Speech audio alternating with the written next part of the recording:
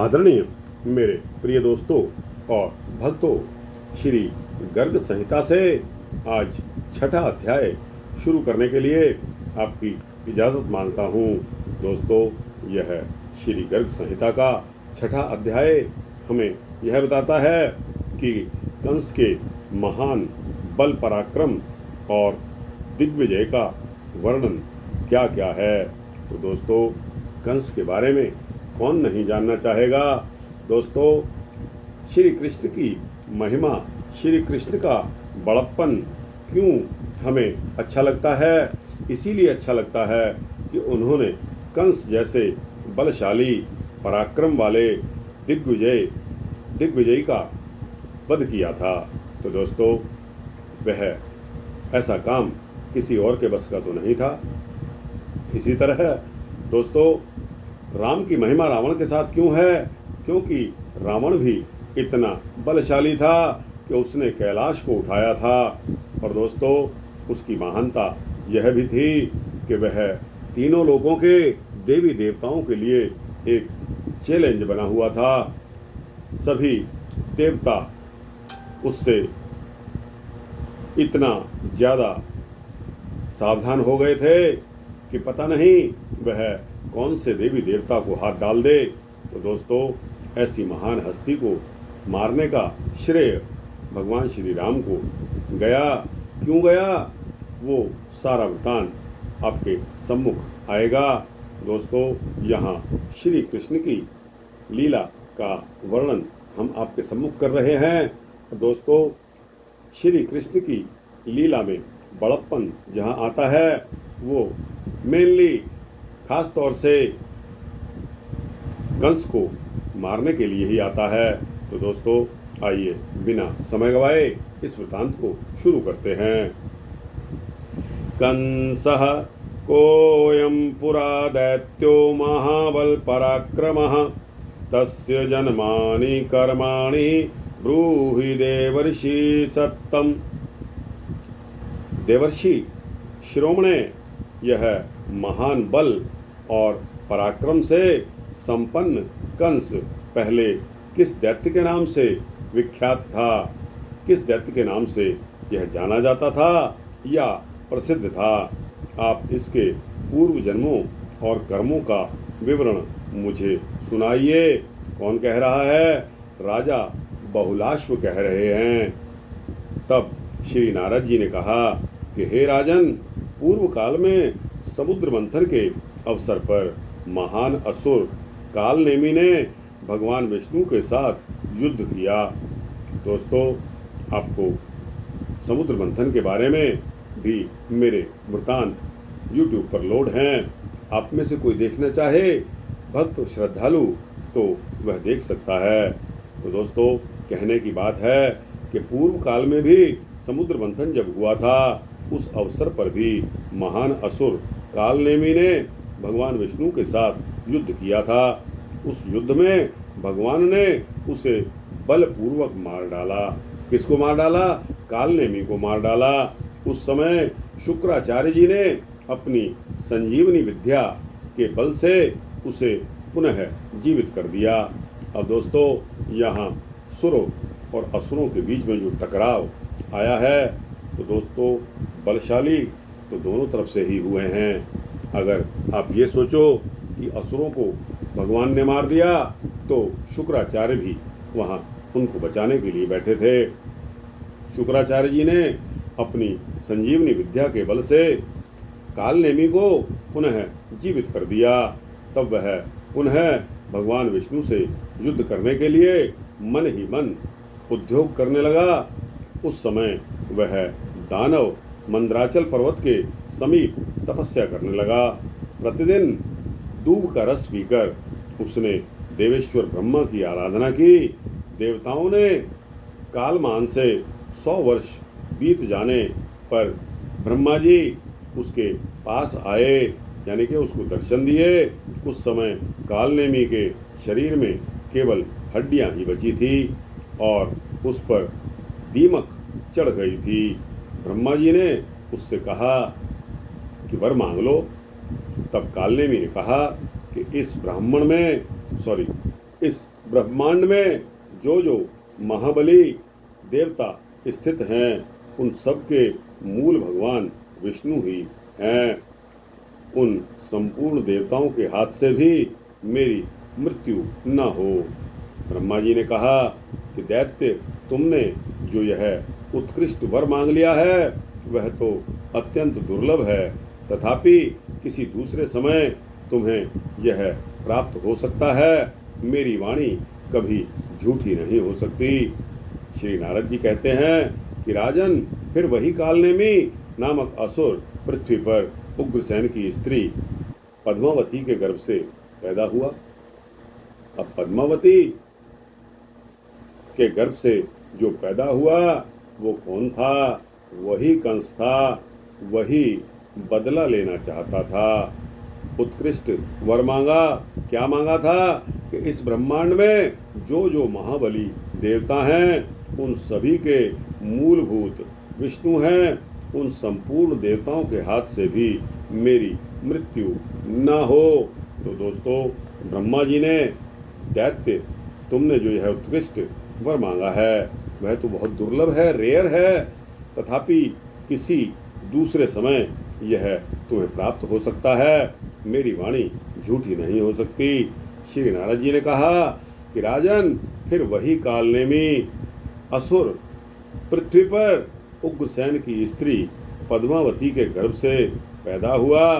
कुमारावस्था में ही वह बड़े बड़े पहलवानों के साथ कुश्ती लड़ा करता था। एक समय की तो बात है, मगधराज जरासंध दिग्विजय के लिए निकला। यमुना नदी के निकट इधर उधर उसकी छावनी पड़ी हुई थी। उसके पास कुवलयापीड़ नाम का एक हाथी था। किसके पास था? मगधराज जरासंध के पास कुवलयापीड़ नामक का एक हाथी था, जिसमें 1000 हाथियों के समान शक्ति थी। उसके गंड स्थल से मद चू रहा था। एक दिन उसने बहुत सी सांकलों को तोड़ डाला था और शिविर से बाहर की ओर दौड़ चला। शिविरों, गृहों और पर्वत तटों को तोड़ता फोड़ता हुआ वह उस रंगभूमि, उस अखाड़े में जा धमका। कौन से अखाड़े में? जहां कंस की कुश्ती हो रही थी। उसके आने पर सभी शूरवीर वहां से भाग चले। उसे आया देखकर कंस ने उस हाथी को सूंड से पकड़ लिया और पृथ्वी पर गिरा दिया। देखो दोस्तों और भक्तों, जिस हाथी में 1000 हाथियों का बल था, उस हाथी को देखकर सभी लोग भाग गए। लेकिन कंस ने उस अखाड़े में जब कुश्ती लड़ रहा था तो हाथी को सूंड से पकड़कर पृथ्वी पर गिरा दिया। इसके पश्चात उग्रसेन पुत्र कंस कुवलयापीड़ को पुनः दोनों हाथों से पकड़कर घुमाने लगा और जरासंध की सेना में वहां से 100 योजन जो दूर थी फेंक दिया। जरासंध की सेना दूर 100 योजन दूर खड़ी थी, वहां कंस ने उस हाथी को फेंक दिया। दोस्तों, इतने बल का क्या आप आकलन कर सकते हो कि जो एक हाथी जिसमें 100 हाथियों का दम है, उसको कंस ने 100 योजन दूर फेंक दिया।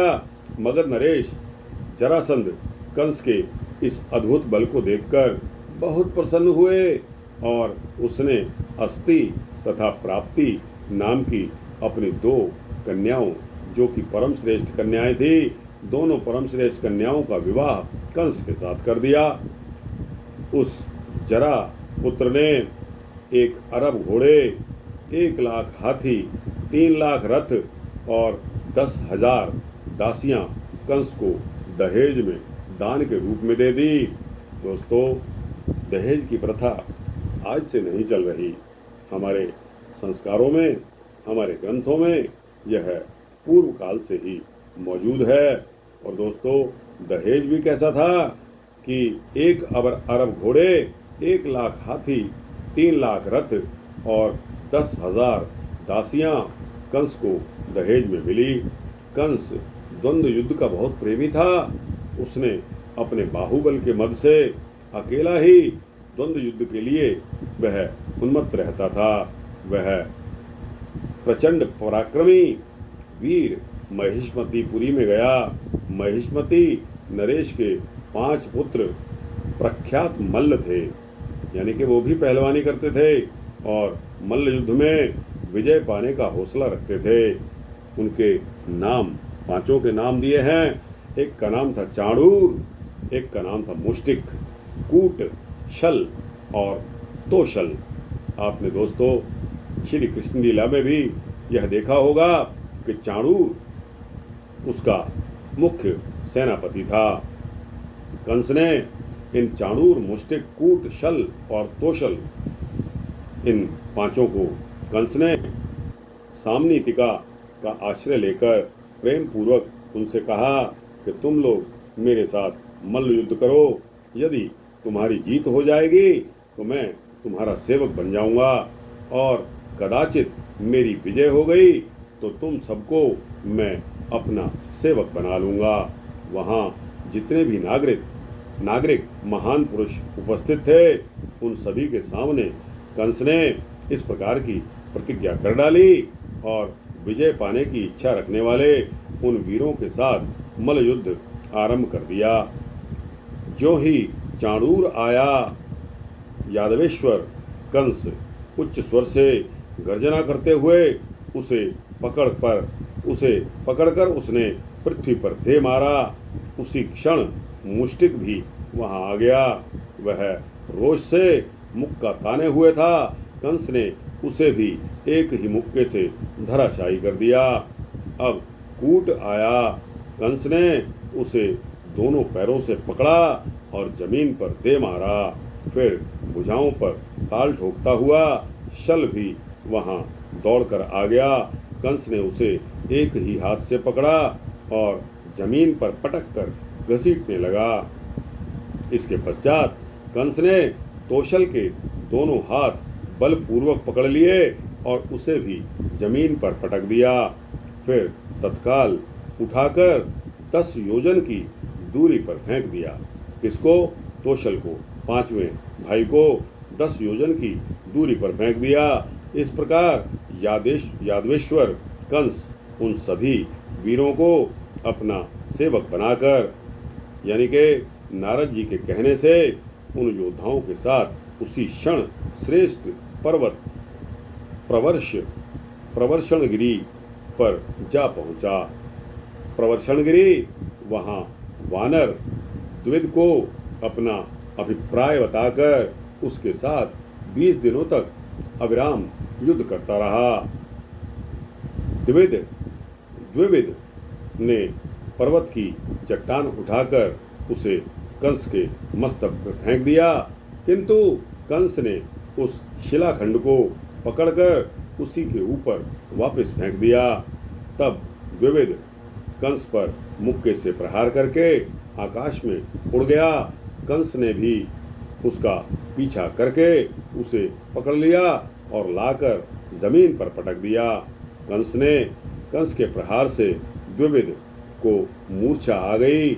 उसकी सारी उत्साह शक्ति जाती रही और उसकी हड्डियां चूर चूर हो गई। फिर तो वह भी कंस का सेवक बन गया। तदनंतर कंस द्विविद के साथ वहां से ऋष्यमुख वन में चला गया। वहां केशी नाम से विख्यात एक महादैत्य रहा करता था। दोस्तों, यह ध्यान देने की बात है कि कंस का जब वो सेवक बन गया, तदनंतर कंस द्विविद के साथ वहां से ऋष्यमुख वन में चला गया। वहां ऋष्यमुख वन में केशी नाम का एक महादैत्य रहा करता था, जिसकी घोड़े के समान आकृति थी। वह बादल के समान गरजता था। उसके मुक्कों की मार से अपने वश में करके कंस उस पर सवार हो गया। इस प्रकार वह महान पराक्रमी कंस महेंद्रगिरी पर जा पहुंचा। महेंद्रगिरी पर्वत का नाम है। दानवराज कंस ने उस पर्वत को उखाड़कर 100 बार ऊपर को उठा दिया। फिर वहाँ रहने वाले मुनि परशुराम जी को, जिनके नेत्र क्रोध से लाल हो गए थे और जो प्रलय काल के सूर्य की भांति तेजस्वी थे, उन मुनि को देखकर उनके चरणों में मस्तक झुका दिया और बार बार उनकी प्रदक्षिणा की।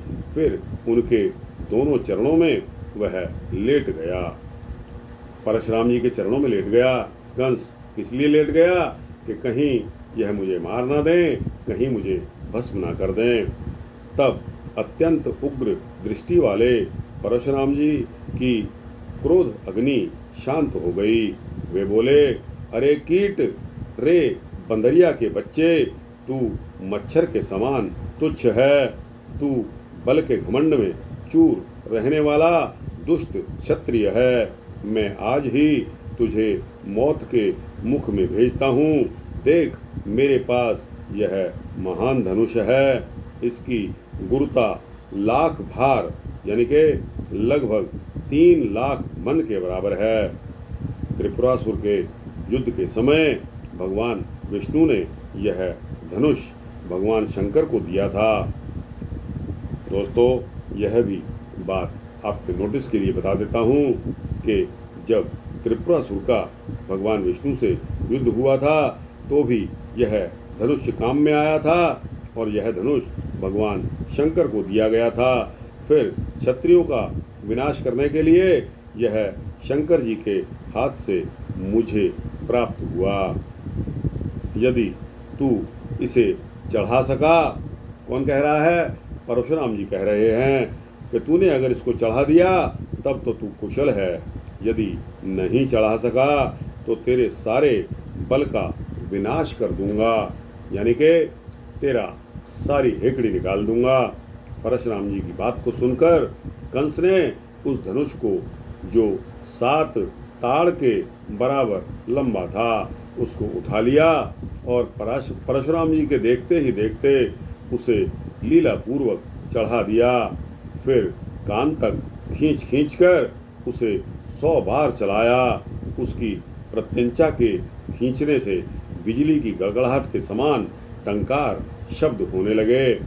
उसकी भीषण ध्वनि से 7 लोकों और पातालों के साथ पूरा ब्रह्मांड गूंज उठा।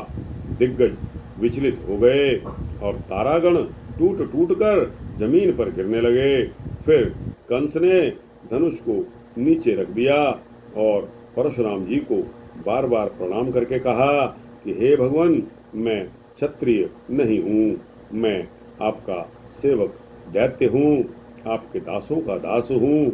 हे पुरुषोत्तम, मेरी रक्षा कीजिए। कंस की ऐसी प्रार्थना को सुनकर परशुराम जी प्रसन्न हो गए और फिर वह धनुष उन्होंने कंस को भी दे दिया। अब परशुराम जी बोल रहे हैं कि यह धनुष भगवान विष्णु का है, जो इसे तोड़ देगा वही यहाँ साक्षात परिपूर्णतम पुरुष होगा, उसी के हाथ से तुम्हारी मृत्यु होगी।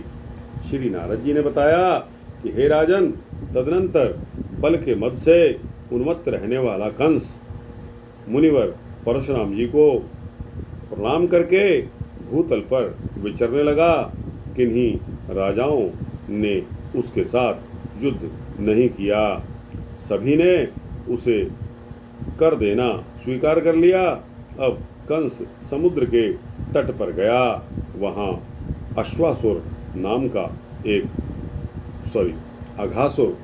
का एक दानव रहता था, जो सर्प के आकार का था। वह पुकारता और लपलपाती जीभ से चाटता सा दिखाई देता था। वह आकर कंस को डसने लगा। यह देखकर पराक्रमी दैत्यराज ने निर्भयतापूर्वक उसे पकड़ा और धरती पर पटक दिया। फिर उसे अपने गले की माला बना दिया। उन दिनों पूर्व दिशावर्ती बंग देश में अरिष्ट नाम का एक दैत्य रहता था। दोस्तों, बंग देश आज का बांग्लादेश कहलाता है, जिसकी आकृति विशालकाय बैल के समान थी। उस दैत्य के साथ कंस इस प्रकार जा भिड़ा जैसे एक हाथी के साथ दूसरा हाथी लड़ता है। वह दानव अपनी मांगों से, अपनी सींगों से बड़े बड़े पर्वतों को उठा देता था और कंस के मस्तक पर पटक देता था। कंस भी उसी पर्वत को हाथ में लेकर अरिष्टासुर के माथे पर, अरिष्टासुर पर दे मारता था। दोस्तों, उस युद्ध में दैत्यराज कंस ने मुक्के से अरिष्टासुर पर प्रहार किया, जिससे वह दानव मूर्छित हो गया। इस प्रकार उस अरिष्टासुर को पराजित करके कंस ने उसके साथ ही कंस उत्तर दिशा की ओर चल दिया।